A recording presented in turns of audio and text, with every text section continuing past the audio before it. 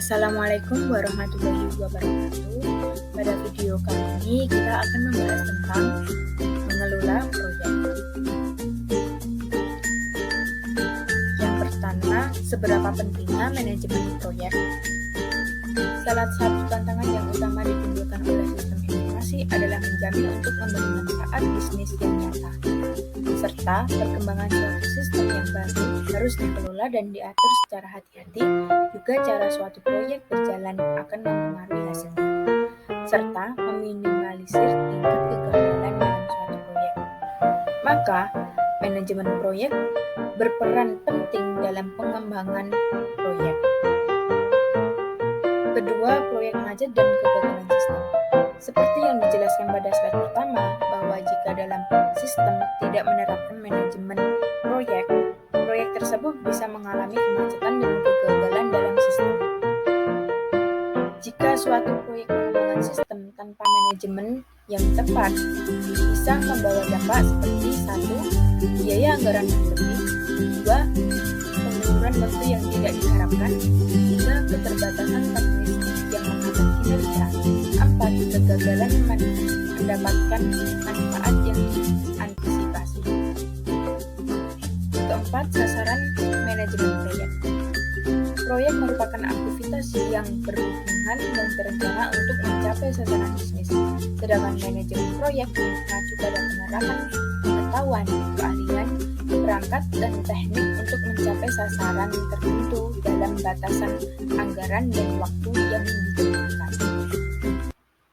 Berikut 5 variabel utama manajemen proyek untuk sistem informasi. Yang pertama, cakupan. Mendefinisikan pekerjaan mana yang harus termasuk atau yang tidak termasuk dalam suatu proyek. Kedua, waktu. Lamanya yang diperlukan untuk menyelesaikan proyek. Ketiga, biaya. Didasarkan pada waktu untuk menyelesaikan proyek dikalikan dengan biaya sumber daya manusia yang diperlukan untuk menyelesaikan proyek. Keempat, kualitas. Indikator seberapa jauh hasil akhir dari sebuah proyek memenuhi sasaran yang diberikan oleh pihak manajemen. Yang terakhir, resiko. Mengacu pada masalah potensial yang dapat mengancam keberhasilan proyek. Berikut kita akan mempelajari bagaimana memilih proyek. Perusahaan biasanya menghadapi berbagai proyek yang berbeda untuk memecahkan berbagai masalah dan meningkatkan kinerja. Terdapat jauh lebih banyak ide proyek sistem daripada sumber dayanya. Perusahaan harus untuk memilih dari kelompok ini proyek-proyek yang menjanjikan manfaat besar bagi bisnisnya. Pertama, struktur manajemen untuk proses sistem informasi. Puncak struktur ini adalah kelompok perencanaan strategis perusahaan dan komite pengawas sistem informasi, di mana kelompok perencanaan strategis perusahaan bertanggung jawab dalam pengembangan rencana strategis perusahaan yang mungkin membutuhkan diciptakannya sistem-sistem baru. Komite pengawas. Komite pengawas sistem informasi merupakan kelompok manajemen senior dengan bertanggung jawab untuk pengembangan sistem dan operasional. Komite ini terdiri atas kepala-kepala departemen dari pengguna akhir dan dari bidang sistem informasi. Kelompok ini juga memiliki kesadaran yang tajam mengenai indikator-indikator kunci kinerja yang dibutuhkan oleh para manajemen yang tingkat tinggi dan dewan direktur. Tim proyek diawasi oleh kelompok manajemen proyek yang terdiri atas manajemen sistem informasi dan manajemen pengguna akhir yang bertanggung jawab atas beberapa proyek sistem informasi tertentu. Tim proyek tersebut secara langsung bertanggung jawab untuk masing-masing proyek sistem. Mengaitkan proyek sistem dengan rencana bisnis. Untuk mengidentifikasi proyek-proyek sistem informasi yang akan memberikan nilai bisnis paling tinggi, organisasi harus mengembangkan rencana sistem informasi yang mendukung rencana bisnis keseluruhannya, dan di mana sistem-sistem strategis dimasukkan ke dalam perencanaan tingkat tertingginya. Rencana tersebut berfungsi sebagai peta jalan yang mengindikasikan arah perkembangan sistem. Alasannya sistem atau situasi sekarang, pengembangan baru yang perlu dipertimbangkan, strategi manajemen, rencana implementasi, dan anggarannya. Untuk membuat rencana yang efektif, perusahaan harus menginventarisasi dan mendokumentasi semua aplikasi sistem informasi dan komponen infrastruktur teknologi informasi. Kebutuhan informasi dan indikator kunci atas kinerja. Pendekatan yang strategis atas kebutuhan informasi, analisis strategis atau faktor-faktor yang sangat penting bagi keberhasilan yang menyatakan bahwa kebutuhan informasi suatu organisasi ditentukan oleh sejumlah kecil indikator-indikator kunci atas kinerja dari manajer. Sistem informasi yang baru akan menitik beratkan pada penyediaan informasi yang membantu perusahaan untuk memenuhi tujuan-tujuan tersebut yang tersirat oleh indikator-indikator kunci atas kinerja. Analisis portofolio. Ketika analisis strategis yang telah menentukan keseluruhan arah dari pengembangan sistem, analisis portofolio dapat digunakan untuk mengevaluasi alternatif proyek sistem. Analisis portofolio menginventarisasi semua proyek sistem informasi perusahaan dan aktivitas, meliputi infrastruktur, surat kontak, alih daya, dan lisensi. Portofolio dari investasi sistem informasi ini dapat digambarkan sebagai kepemilikan profil risiko tertentu dan manfaat bagi perusahaan yang hampir sama dengan portofolio keuangan. Model penilaian. Model penilaian bermanfaat untuk memilih proyek-proyek yang dengan banyak kriteria yang harus dipertimbangkan. Ini memberi bobot bagi fitur-fitur tertentu dari suatu sistem kemudian menghitung total tertimbang. Seiring dengan semua teknik sasaran, terdapat banyak pertimbangan kualitatif yang dilibatkan dalam menggunakan model penelitian. Model ini memerlukan para ahli yang memahami permasalahan dan teknologi tepat untuk menggilir melalui model penilaian selama beberapa kali, mengubah kriteria dan bobot untuk melihat seberapa peka hasil terhadap perubahan yang mungkin dalam kriteria. Model penelitian sangat umum digunakan untuk menginformasi, merasionalisasikan, dan mendukung keputusan serta bukan sebagai para penengah yang terakhir dalam pemilihan sistem.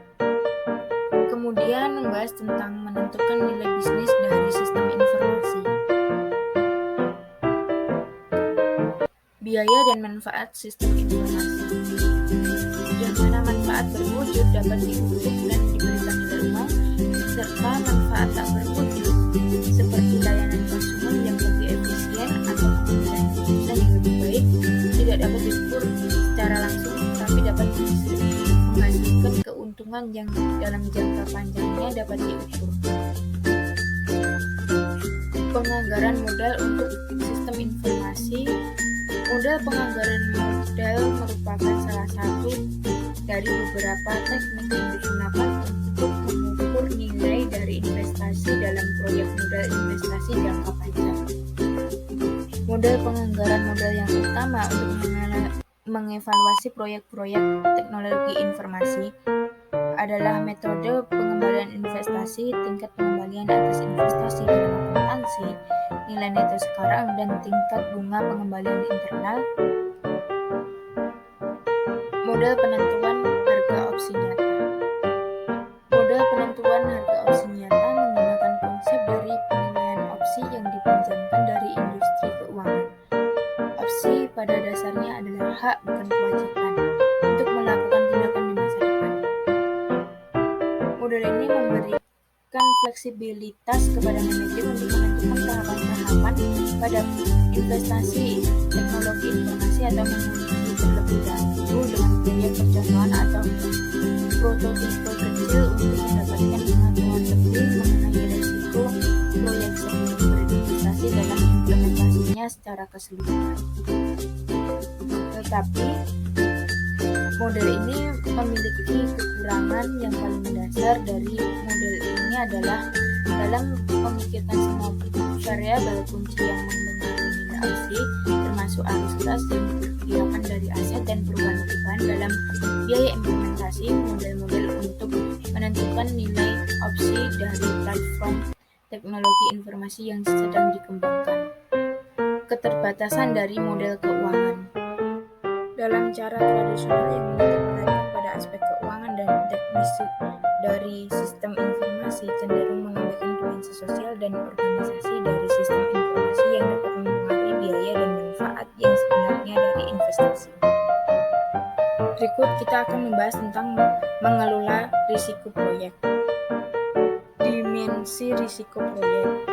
Beberapa proyek pengembangan sistem lebih cenderung menciptakan permasalahan yang telah kita gambarkan lebih awal atau mengalami penundaan karena mereka membawa tingkat risiko yang lebih besar daripada yang lainnya. Berikut beberapa yang mempengaruhi tingkat risiko atas proyek, yaitu pertama, ukuran proyek. Semakin besar proyek, sebagaimana diindikasikan dengan jumlah uang yang dikeluarkan, besaran dari implementasi staf, waktu yang dialokasikan untuk implementasi, dan jumlah unit organisasi yang diperlukan akan semakin besar resikonya. Kedua, struktur proyek. Beberapa proyek jauh lebih terstruktur daripada yang lainnya. Kebutuhan mereka menjadi jelas dan mudah sehingga output dan proses dapat ditentukan dengan mudah. Ketiga, pengalaman dengan teknologi. Risiko suatu proyek akan meningkatkan jika tim proyek dan staf sistem informasi kekurangan keahlian teknis yang dibutuhkan. Manajemen proyek, perubahan dan konsep implementasi. Pengenalan atau perubahan dari sistem informasi memiliki dampak yang sangat kuat terhadap perilaku dan organisasi. Sebagian besar proyek sistem informasi terhadap karena proses perubahan organisasional di seputar pembuatan sistemnya tidak ditangani dengan baik. Pembuatan sistem yang sukses membutuhkan adanya manajemen perubahan yang pertama, konsep implementasi.